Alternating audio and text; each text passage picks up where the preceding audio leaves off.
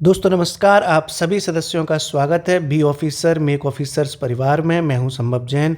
आज दोस्तों हम बात करेंगे आरओ का जो आपका एग्ज़ाम है 27 जुलाई को, उसमें जो हिंदी आती है उसके ऊपर हमारा ये पूरा टॉपिक रहेगा।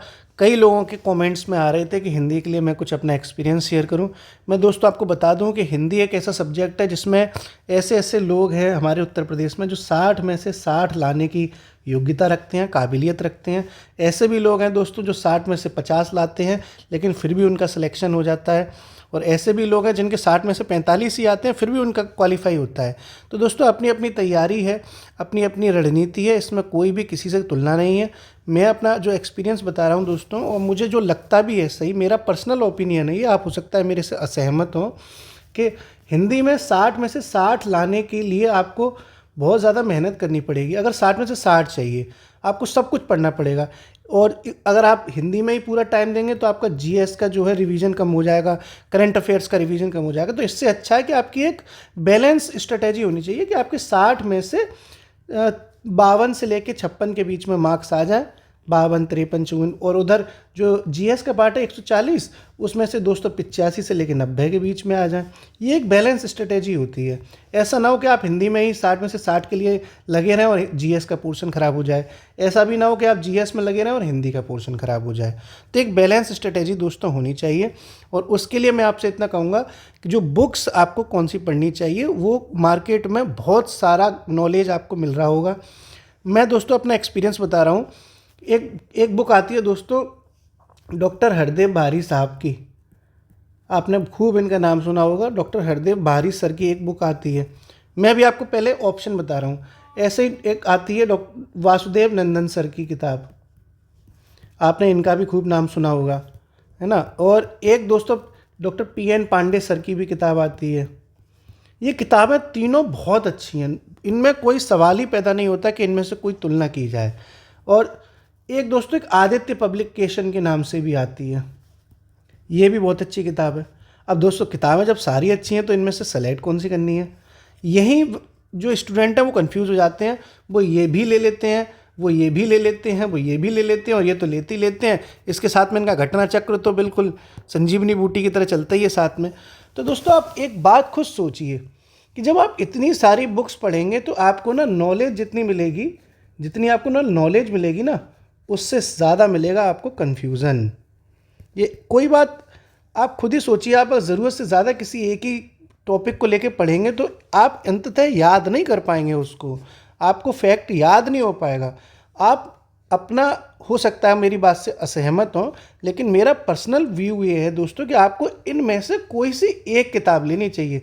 या तो आप इसको प्रीफर करें, या इसको प्रीफर करें, या फिर इसको प्रीफर करें, या आपको जो भी और कोई किताब अच्छी लगती है तो वो प्रेफर कर लें, लेकिन कोई एक ही कंटेंट यूज़ करें, एक ही कंटेंट। मैं दोस्तों आपको मैं अपना बता दूं, मैंने आदित्य पब्लिकेशन से बहुत प्रभावित हूँ। मुझे तो भाई ये किताब अच्छी लगती है, हो सकता है कई लोगों को नहीं अच्छी लगती हो, अपनी अपनी समझ है, अपनी अपनी सोच है। मुझे लगता है कि इस किताब में PYQs का एक अच्छा समाकलन है।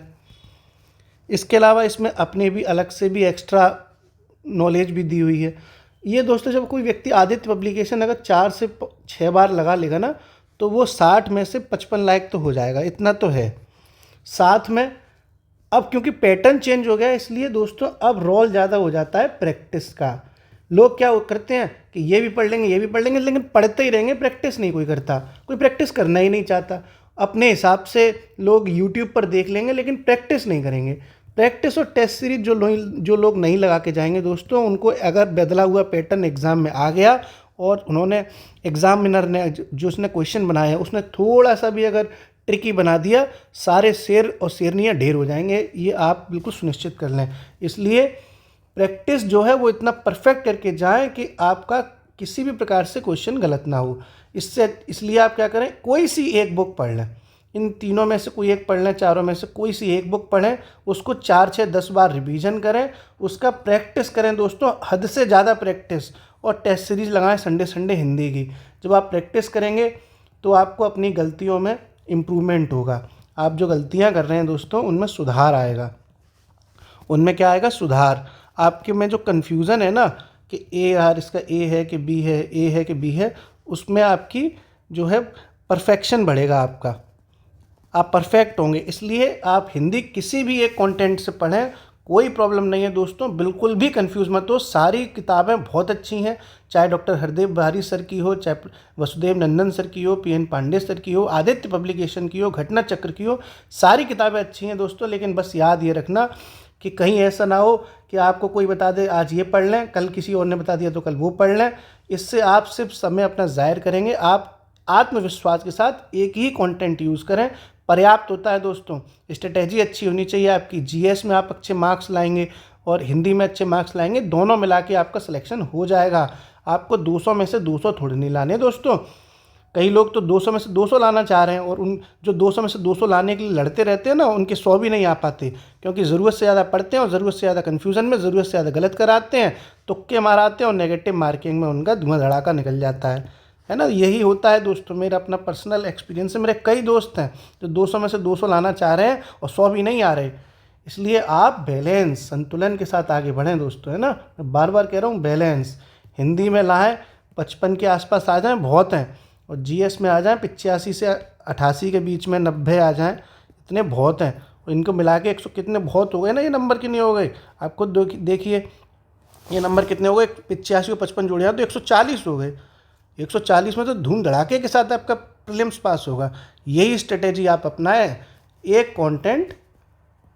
कंटेंट यूज़ करना है, और साथ में आपको करनी है दोस्तों प्रैक्टिस, मोर देन प्रैक्टिस, और टेस्ट सीरीज लगानी है।